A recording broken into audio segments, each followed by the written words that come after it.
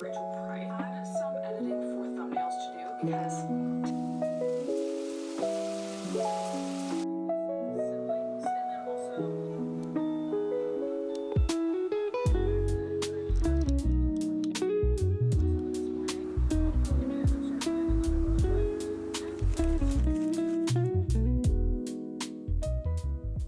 Hi guys. Hi friends. Welcome back to my channel and welcome to the first episode of my reading diaries. This literally feels so weird to say because I have literally not posted any book content on this channel for like almost 2 years. So, if you have been here before, hi. And if you're new, hi. I'm Ashley. Nice to meet you.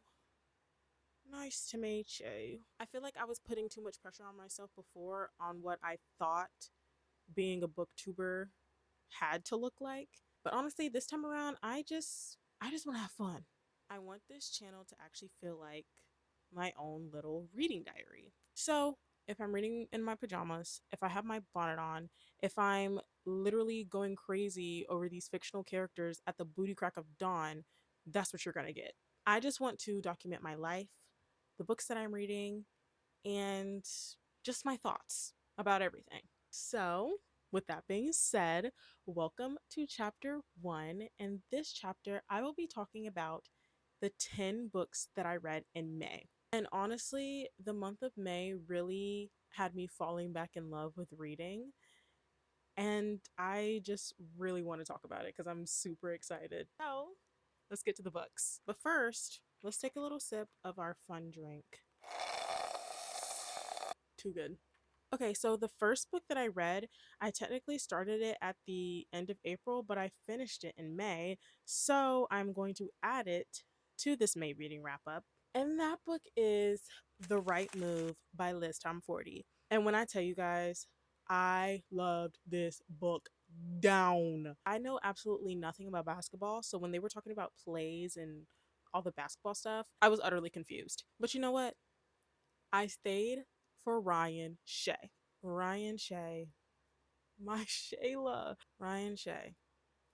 The man that you are. This book has so many tropes that I loved.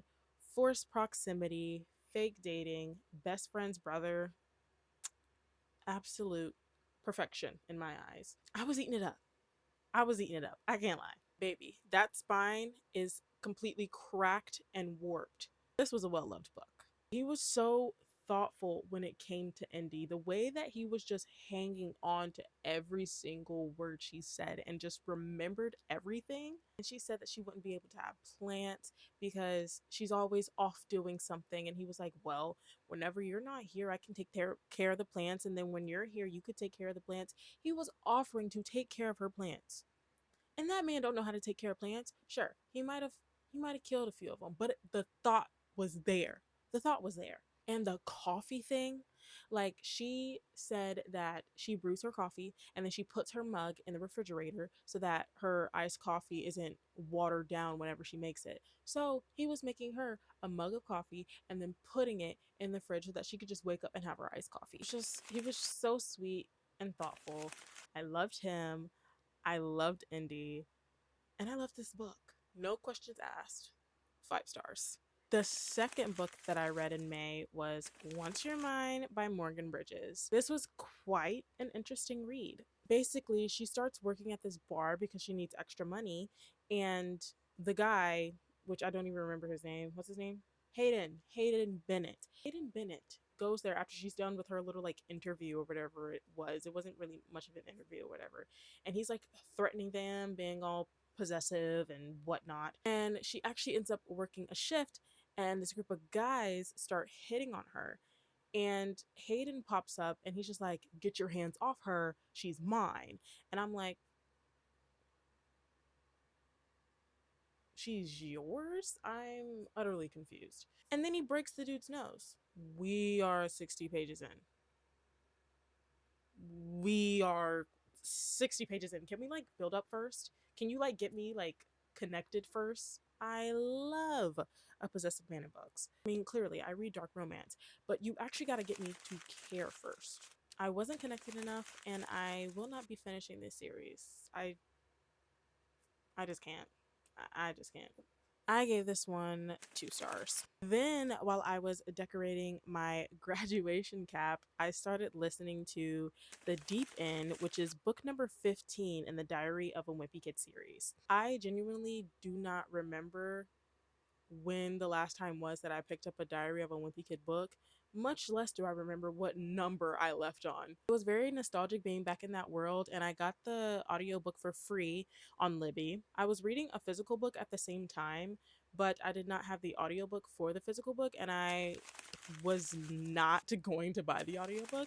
So I just decided, you know, Greg Heffley it is. I don't know. I didn't want to rate this one, but it was very fun for nostalgic purposes. Then I read Margo's Got Money Troubles by Rufi Thorpe. This was actually the physical book that I was reading whenever I decided to listen to Diary of a Wimpy Kid. So basically, this book is about Margo. She's 19 years old and she starts sleeping with her professor. Then she gets pregnant and everybody around her is like, girl, this is not a good idea. Your life is already low-key in shambles anyways, and adding a baby to the mix is it's not a good idea. It's not a good idea.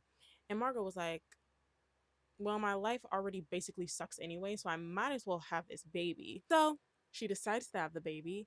The professor completely cuts her off. She loses her job because she cannot find childcare, and she starts an OnlyFans to make money. This is contemporary fiction, and I don't normally gravitate towards that genre, but this is the first one that I read where I was genuinely excited to keep picking up the book. I was actually interested and wanted to know what was going to happen next. So in my book, it's a great book. I gave this 4 stars. Next, I read Lights Out by Navessa Allen, and I know, don't hate me. Don't hate me. I know everybody and their mommy on Booktok loves this book. I've seen a lot of people saying that this is like Haunting Adeline mixed with Butcher and Blackbird, and I could totally see where they're coming from with that. I just felt like ever since I read Haunting Adeline, every single time I see cat and mouse in a dark romance book, I just think back to Haunting Adeline. And I know I shouldn't compare them, especially because I didn't even really like Haunting Adeline that much. I'm always like, what is up with the cat and mouse games? What is up with that? I also didn't find this as funny as everybody else did. Like, the couple that stays together. Corny, cornball, corn on the cob. I'm sorry. I gave it 3 stars because it obviously kept my attention enough to where I could finish it, but I didn't enjoy the story. Would I reread it? No. Would I recommend it to someone who's into dark romance and likes comedic things? Sure. I see the audience. I'm just not that target audience. I'm sorry. Then I read Hans by S.J. Tilly, which is the 4th book in the Alliance series. And I think each book, they are like interconnected standalones, so you don't have to read them in order. And I did not read the previous 3 books because I was reading this book with a friend, and I think she had read like one other book in the series. Honestly, I thought this book was so fun. I love Hans and Cassie's dynamic. The way that this dude was consuming all of her disgusting baked goods that she would leave for him on his front porch was actually killing me, had me crying. Like, this man was eating zucchini cookies and whatever sloppy, disgusting mess that she made for him because that was the closest that he could get to her. He ate. I don't know what else to say. And I thought it was actually so sweet because whenever she would bring him a baked good, she would put a sticky note on top of the Tupperware that she would give him of saying what it was. And whenever his house got broken into, they had found all of the sticky notes and they were just tearing them up. And it was over for that dude. It was over because Hans, he wanted anything and everything that Cassie gave to him, that Cassie touched, whatever. He was very romantic, very sweet, and I loved him. And I gave Hans 4 stars. Then I read Caught Up by Liz Tomforde. And you guys, I gave this book 5 stars. Matter of fact, no, this is a 6-star book for me. I am going to say that right now. This is a 6-star book for me. This is my favorite book in the Windy City series so far. If I had to rank them, I'd do Caught Up, then The Right Move, then Mile High. Oh my gosh. Yes. Why is my phone going crazy? I don't know if y'all heard the notifications, but my phone was bumping. Kai and Miller, you guys, you guys, I love them. I love them. I love them. I love them. I love them. I love them. I love Kai. I love Miller. I love Max. I love the Found Family. I love seeing the little snippets of all the past couples in the past books. And it's literally like catching up with your friends. Liz Tomforde, you absolutely got me out of the worst reading slump, and I literally cannot thank you enough for that. You're amazing. You are that girl. The next book is Kai's brother Isaiah, and I'm so excited because he's a menace and he's funny. And I can't wait. I can't wait to get his story with Kennedy. So yes, Caught Up. 5 stars. No ifs, ands, or buts. I will take no criticism on this book at all. I don't want to hear it, actually. Keep it to yourself. Thank you. Then I read Your Knife, My Heart by K.M. Moronova. I don't have much to say about this one, but I will say that I will be continuing the series because I'm interested enough to see what happens. I've seen people absolutely love this book and I've seen others hate it. I'm kind of in the middle with everything. I'm intrigued enough to continue, but I'm not completely and utterly obsessed. So I gave this one 3 stars. Then I read Comfort Me with Apples by Catherynne Valente. And I'm going to be completely honest, I did not know what was happening this entire book until I got to the end. The book is really short. It's like 80 something pages, so it's a fairly quick read. And I was reading it and I was like, okay, where are we going with this? Like, it's like an Adam and Eve inspired story, and I really did actually like the context or the concept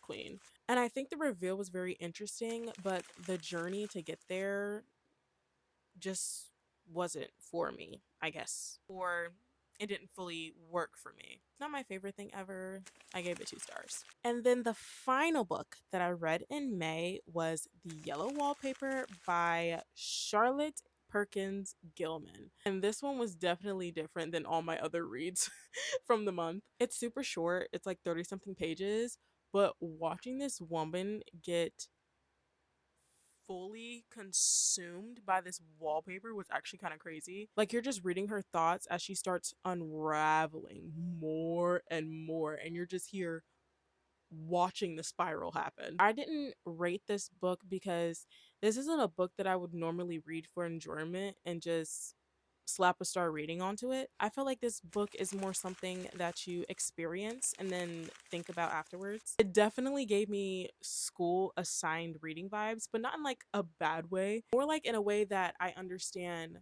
why this is still something that people still talk about. But those were the 10 books that I read in May. Honestly, this book was all over the place. We had some sports romance, we had some dark romance, we had some contemporary fiction, we had some gothic novellas, childhood nostalgia. You know, apparently I was just picking up whatever I was into at the moment. And you know what? That's what this whole thing is about. That's the purpose of it. That's the purpose of it all. That's just what I want my little corner of the internet to be. Just me, just reading whatever I want and then just giving you my thoughts because I just love yapping about my books. And I feel like I annoy people, so I'd rather talk to a camera than to actual people. So thank you guys so much for hanging out with me for the first chapter of Ashley's reading diaries. So if you guys have read any of these books, let me know your thoughts. Did you agree with me? Did you disagree with me? Do you absolutely hate me because I hate one of your favorite books? I'm sorry. I really do not mess with Lights Out for real. I don't. But thank you guys so much, and I will see you guys in the next chapter. Bye.